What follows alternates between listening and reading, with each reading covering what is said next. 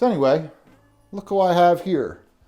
My friend, partner in crime, Marc. Hey, what's going on, Marc? How you doing? Hi, everybody. Yeah, I mean, we came out. You called me out on it the other day. Yeah, I don't see any freaking umbrellas in this thing. You know what? I forgot about that. I was gonna make a gag gift thing. Damn! Now you just reminded me. Maybe I'll Photoshop one in. But yeah, why don't you just explain a little bit, like how long you've been with the company and stuff like that? Yeah, I started back in 2003, January of '03. So I've been with the company for 21 years now. Been a full-time driver for 19 years now, or 18 years now full-time. About 3 years ago, moved up from package car, moved up into the feeder department. So I've been there. I've been a shop steward for 11 years. So I started out in the Coatesville Center as a shop steward, as most people know. Moved up into the feeder department. They had one shop steward up there. His name was Kevin. Kevin came to me and said, "You could use some relief." It was nice to have somebody that had experience. So I became his alternate, his assistant. And then stuff going on in his life, he said it would be a lot easier if he was able to step down. So he works in kind of support role for me. He's not officially an alternate or a steward. He kind of helps me out with a lot of the stuff that I still don't know about the feeder department, rules and regulations. Yeah, that's a whole different world up there. It really is. The rules are a lot different. But yeah, I've been doing that pretty much since I've been up there, since I got seniority up there. Would have been January about 2 years ago that I made seniority up there. So you've been out of so we worked together in the Coatesville Center for quite a long time. Yeah, we had package car driver. We had a lot of years in there. I moved up, what was it? It was May of 21 that I took my training. And pretty much since I got my license, my CDL license in July or August of 21, I've been in the So you're coming on 3 years. Yeah, coming up on 3 years now. How do you like it? It's a whole different world. I am not one, like, I've been with this company long enough. I'm not going to say that my job's easier, my job's better, that somebody else's job is easier. There are challenges that go with every job that we do. So working in package car, you have the physical, you have the mental, where you're, all right, I'm going here next, I need to know all of these rules, I need to do all this stuff in order. And then on top of that, you have the physicality of the job, which that'll really we all know how much that'll wear you down at the end of the day. You move up in a feeder, you lose a lot of the physicality. I mean, there is still some, but you lose a lot of it. But the mental is that much more, because all the stuff that you ran into in package car with, I can't believe this guy just pulled out in front of me. Somebody just pulled out in front of you in a vehicle that weighs 18 to 26,000 pounds. Yeah. Somebody pulled out in front of me in a vehicle that weighs 50,000 plus pounds. Yeah. So no I can't swerve to avoid something. I can't necessarily even stop to avoid something. No, it's very intimidating driving those, I'm sure. I mean, just looking at them, I've never done it, but it's intimidating. And even the package car, if you're used to this little car, when you're brand new, it can be a little bit intimidating. I was just going to say that if you remember back to when we first started driving package car, you're like, oh man, that's such a big vehicle. Like, it's, for, I would say 90% of the people that get in a package car, that is the biggest thing they've ever driven in their lives, is that package car. Yeah. And it's very intimidating. You're very nervous when you go out. You get relaxed, you get comfortable with the equipment, you get to understand the equipment, how it works, how it maneuvers, how it reacts to your inputs. Same thing with the tractor trailer. How long do you think that, obviously you had to feel comfortable day one, right? When they let you out there, but so you really grasped it and you started kind of with muscle memory and stuff like that. How long do you think it took you to adjust fully? It probably the better part of the first year and a half. Yeah. Like, I would look at corners and I would be nervous about corners. Yeah. And you knew those corners, like going to routes, areas where it's going to be tight. Yeah. Didn't you go to New York a few times? I went up to Long Island City a few times. Did that. I did that run several times. The first time I went up there, it was the most harrowing experience I've ever had in any kind of vehicle. crossing the Verrazano Bridge, going down the Boston Queens Expressway. The lanes are more narrow. The overhangs are short or lower than what we typically have in this area here. Traffic in New York a little bit different. is I mean, a Philly's little bit no fun different. either. No, Philly's no fun either. New York's a whole different animal. A lot of tourists and stuff too, I guess, right up there. Like a lot of, So as you're going down the Boston Queens Expressway, about halfway down it, if you look off to your left, you're looking in the harbor and you can see the Statue of Liberty. So the first week that I ran it, I didn't catch a glimpse of the Statue of Liberty until the fourth night that I was up there. Really? My eyes never left the road. I was just, I was white knuckled on the steering wheel, and because that was really one of the first solo runs that I did that was just outside of like Willow Grove. To newer guys, and is that kind of the pay your dues kind of thing? Not really so much. There's not as much of that up in the feeder department. You come up, our cover list works different than cover drivers do on package car. So in the feeder department, they have to post for the cover drivers, they have to post the schedule for the next week. So by Wednesday of this week, they will already have our cover list up. It will have a list of all the routes, all the work that's available, personal days that are scheduled, vacation days. The only thing that's not on it are call-outs, sick days. That's the only thing that's not on it. So when you walk in on Monday, you know what you're doing all week long already. You already know what your schedule is. You know so you what bid weekly? Yes. And you can bid the same route weekly? Well, I have a bid route. We do biannual bids. We have bids in October and April. Yeah, I knew that, right. And then you also, currently we have 40 drivers. You have, I think, 28 bid routes in our department. So those routes are bid out. But you also, so out of the, 28? So you have 12 people that don't have bids. We have 12 cover drivers. And those cover drivers every week bid the work that they're doing the following week. Ah, yeah. Okay. So and there's high seniority guys that are cover drivers, right? Yeah. They like that. They do, because it gives them variety.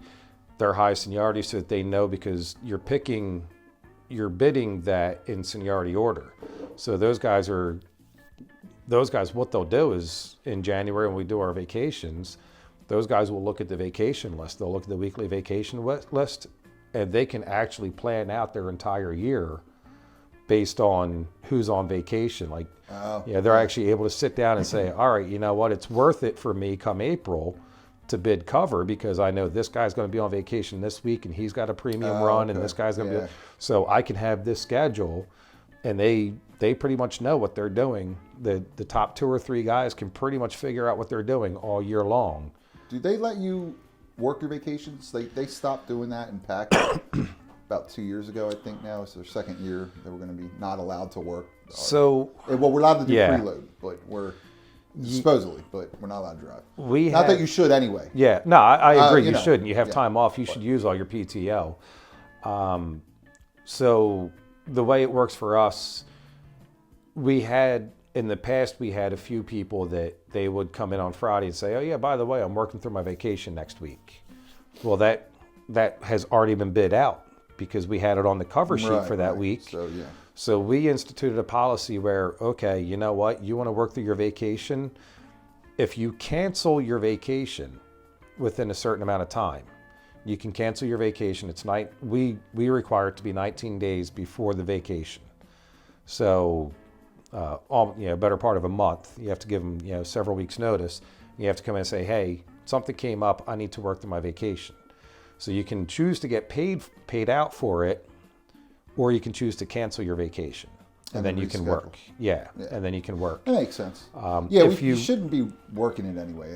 When I think it's nice to have the money, but with guys laid off right now, and it's just problematic sometimes. That's a part of it. So what we did, because like I said, we had people that would come in the Friday before and say, yeah, I'm going to work my vacation next week. So we instituted a rule: if you don't cancel it in that appropriate time frame, then you go to the bottom of the cover list. Okay. You don't get to run your bid trip. You can still come in and work your vacation, but you do not get to run your bid trip. and you are the last one to pick on the bids for the cover drivers. Makes sense. So all the cover drivers will bid before you, and usually you'll end up catching like, some overnight. It's not worth it to come in. Yeah, just take the time off. I mean, I do understand, like, you run into problems. You might have an unexpected bill come up. Anything can happen, like, car repairs, house repairs, something can come up that you need the extra money. And once you're there 25 years and you're looking at 8 weeks without holiday. So some people will sell their vacations back and so say, hey, look, you know what? I have 5 weeks of vacation coming to me. I'm not going to use all 5 weeks. I'd like to just sell 1 week back and take 4 weeks of vacation. That's an option. Like, we're lucky in our company that that's an option that you have. Like, some places don't even give you that option. You have this time. You either take this time as vacation or you don't. And you don't get paid for it. I do think it's really important to mention though that with the layoffs, we should always keep that in mind. That should always be number one. Getting guys back. I agree 100%. I feel like right now maybe not the best time. Not everybody's eating. Yeah. So. I agree 100% with that. It does hurt the junior drivers especially. Because they're looking for a spot. Yeah. It's just like volunteering to come in, like, we do Saturday volunteering and stuff like that. And, it's nice to get the extra money, but then, you're not bringing a guy up from layoff. The company. I don't know why the company would even do that, to be honest, because they pay. I don't think they ever realize when they pay. They never take into consideration that they're paying a guy top rate or they're paying a guy a minimal rate, and they never think of that when they. And we see that up in the feeder department also. Some of our guys. So my seniority followed me up into the feeder department. I dovetailed in with my seniority. So my 20 years had counted for 20 years. And that's where some buildings in the feeder department, when you come from package car to feeder, you start over on the seniority list. Oh, really? You're a top rate driver. You have X amount of vacations based on your time with the company, but you go to the bottom of the feeder seniority list because you haven't been in the feeder department as long. Kind of like when you transfer buildings. It happens there also. So what happens in Westchester is we have guys that were hired off the street. They were never working inside. They never came up through package car. These guys came up. There was a position they were able to hire in straight off the street. They have 5 years of seniority. They might have been driving a truck for 20 years before they came to UPS, and then they come to UPS for whatever reason. They moved companies. So these guys are always the ones that are getting laid off. So those guys moved up a spot because somebody retired. And then I gained seniority, and those guys went back down a spot. And it's hard for them to move up. Last year we had guys that were laid off it was about April until close to October that they were laid off and not able to work. Wow. They were able to go in, work part-time, or get like the 1-day punch just to maintain their benefits and keep their status with the company. But other than that, they were just laid off for close to 6 months last year. And we're into that right now in full effect. We have guys laid off all the way up the list, very, very high. The volume doesn't really feel like it's there where I deliver, but it would be nice if the volume came back, which I know every year around this time. Not so much March, but I remember February was always. Well, I mean, and this is something you and I have talked about this before. So every time there's a contract, you have customers that get nervous because FedEx starts a very aggressive campaign during our contract year saying, when UPS goes on strike, UPS is going to go on strike. This is going to happen. And if you don't move over to our company now, then we won't guarantee service. We won't guarantee that we'll be able to service you if you come over after UPS goes on strike. Yeah. So we lose customers, and they sign a minimum of a 1-year contract with FedEx. That hurts it. Every time we have a contract year, that hurts us. That's part of the reason why when we first started, it was a 3-year contract, then it went to a 4-year, and now it's a 5-year contract. One of the things the company is always trying to do is extend the length of the contract so that you have this happening less often, so that we're trying to scramble and get these customers back less often. So no, it makes sense. And this current contract, the negotiations were so, like, they were so heated, and it came down to the last minute. Yeah. There was a lot of media coverage with this contract. UPS walked away from the negotiating table. walked away from the negotiating table. Over part-time. Yep. But there was just so much going on with it that even more customers left this time. Which is funny because they walked away from the negotiating table about part-time pay, and they don't want to raise it as much.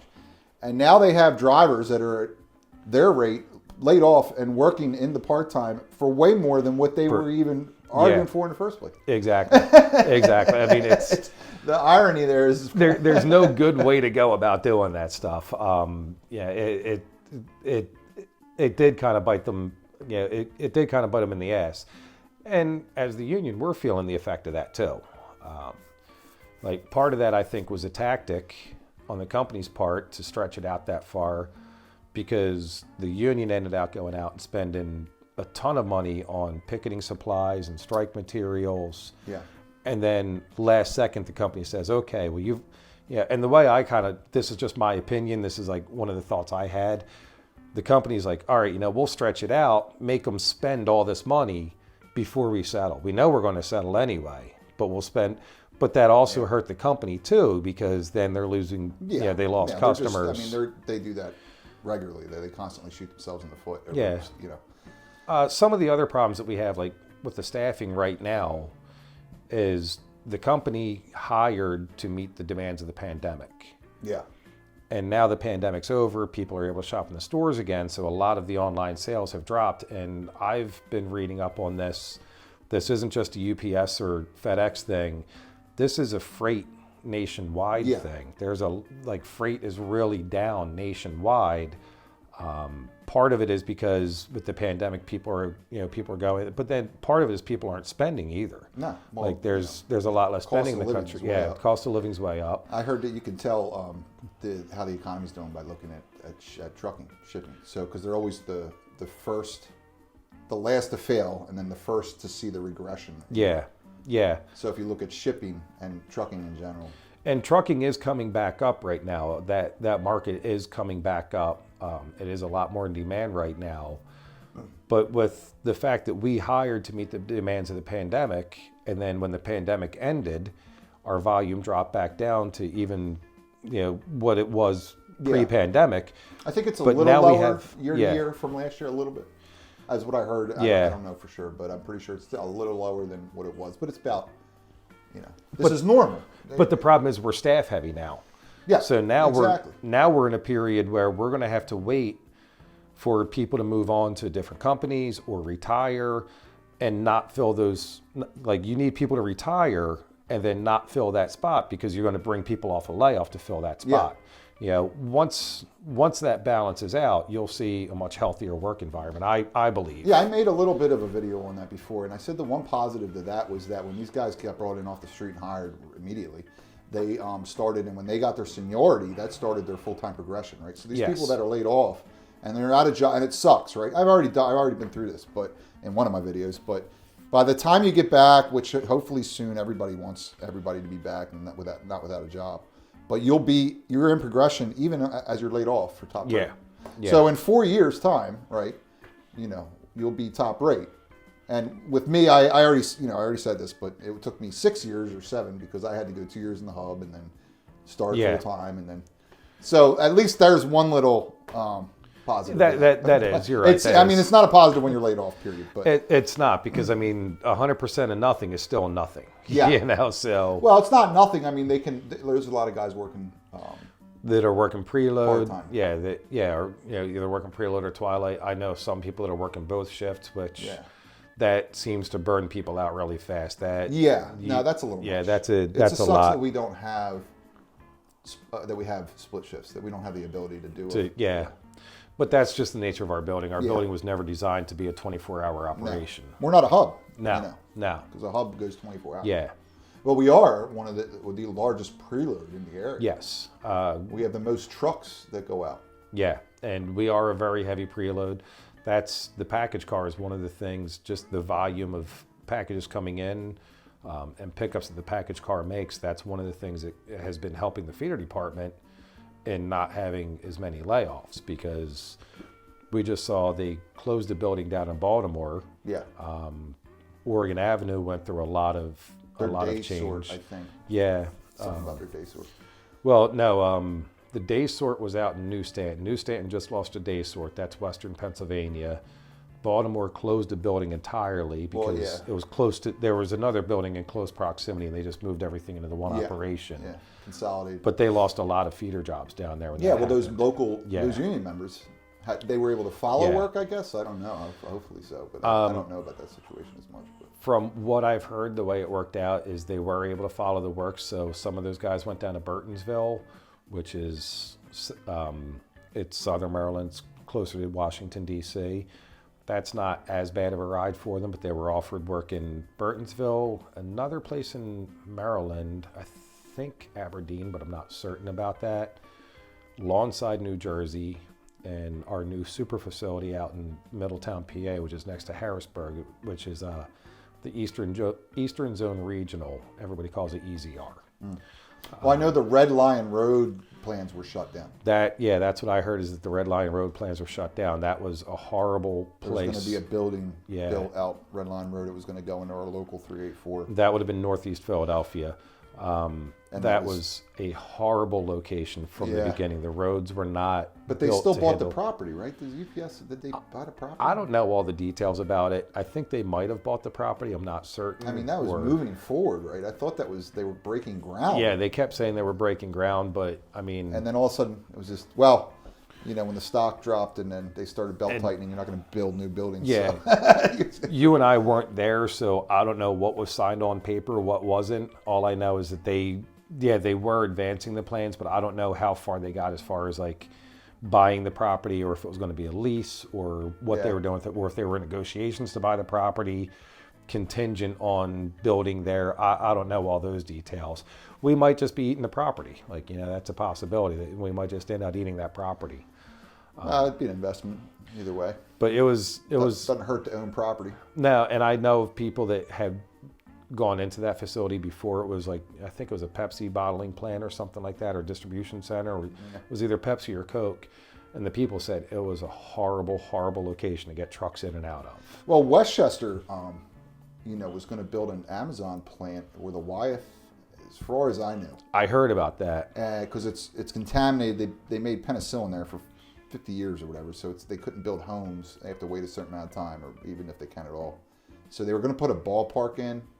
It's kind of off the subject of talk, and then that got shot down by the residents, and then the Amazon bought it. I heard, and but then they started to go down because the pandemic doesn't last forever. Yeah, Amazon. I know Amazon is retail negative now, meaning that they have more retail property than they're using. They spent too much on property. Problem with that, it's not a problem for Amazon, it's a problem with Amazon. Like everybody else, is Amazon has so many sources of income, they can afford to operate one aspect at a loss. Right. And they're still going to make money. Carry the they're still going to make money. Well, Amazon, like their Twitch gaming. Yeah. That hasn't made money, but they do it. Yeah, they do it. Yeah, just to keep the customers. Daddy Bezos picks up the tab. Yeah. And the problem with Westchester for any kind of a trucking outfit to come into is Westchester is not a convenient location for anything. As far as north and south goes, it's about 25 minutes away, drive from I-95. Well, west, going to Lancaster and stuff, the turnpike goes right. Kind of, it's more Eagle. But I mean, as far as that goes, as far as like UPS is concerned, if you want to go east and west, Willow Grove is right off the turnpike. Yeah, right. You can see the Willow Grove building from the turnpike. Yeah. As far as north and south goes, even Willow Grove is not conveniently located near 95. So as far as feeders goes, Westchester's not it's not the best location now. But as far as package car drivers go, with the explosion of growth. Oh yeah, with the way that Chester County has grown, package car is pretty solid in Westchester. Because there was a Twilight member I was walking out with Matt Conner the other day, and he's working Twilight and he wants to drive, and he was questioning whether he'd go to Willow Grove, and it's just I feel like he'd be back driving in the Westchester building. First of all, you can't do that, but he was just trying to see what he could do to get back to work full time. And so, Westchester, he'll be back driving at the Westchester building probably way quicker than he would at Willow Grove. I think so, yeah. I mean, I've seen the operation up there at Willow Grove. We are a much larger package operation than Willow Grove is. Yeah. Because I go there 3 times a week at least. Yeah. And so I kind of see the building. I see what's going on. I mean, Willow Grove is a larger building, but it's also a feeder hub. Yeah. So they do a large feeder operation up there. All right. Well, listen, we're going to go have a smoke, and then we're going to take a little break because I'm hot. I'm down in his dungeon, as you can see. And he's going to go over a little bit about the pension and when he got into Ask Play. So we'll be back shortly. When I got into what? Yeah, so we were talking about, like you said, that we were going to come back and talk about the pension a little bit. And I put this together. I'm going to give this to you so you can have it. But what I did here was, according to our contract, you need a minimum of 1,860 hours in order to qualify for your pension every year. For the minimum. For the minimum. The maximum you can get is 2,080. Which is not missing a day, basically. Correct. Now that 2,080, that includes holidays, personal days, sick days, vacation days. Right. So all of those days count towards your 8 hours daily on the pension. Overtime. Overtime, production bonus, and guarantee. None of those count towards the pension. Hear that, runners? So yeah, it really does. In the long run, it really does not pay to run. Well, there's many reasons why you shouldn't run, but that'll be another video. Yeah. So I also I figured out the numbers. If over the course of a year, I did a year and I did a 25-year career. Mm-hmm.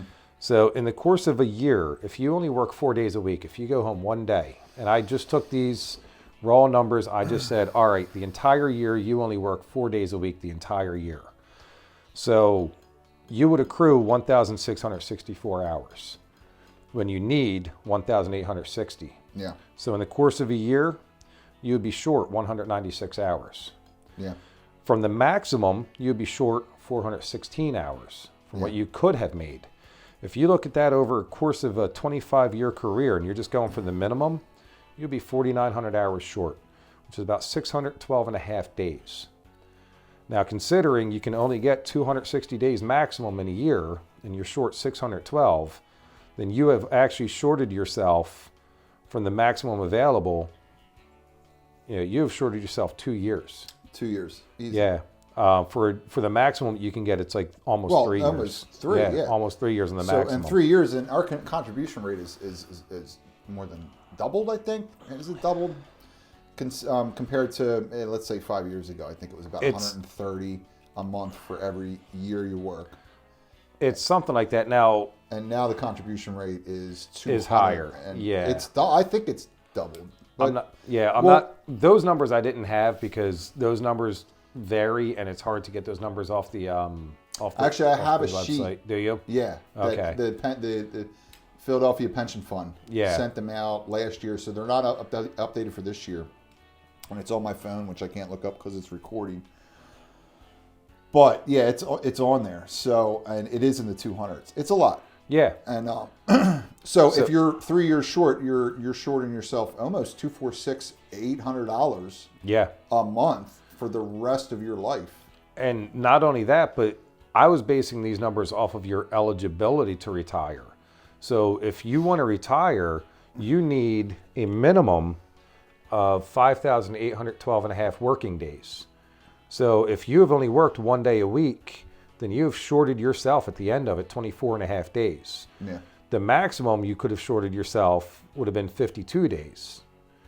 So if you've shorted yourself 52 days, that may mean the difference between you retiring in October before peak and February after peak. Yeah.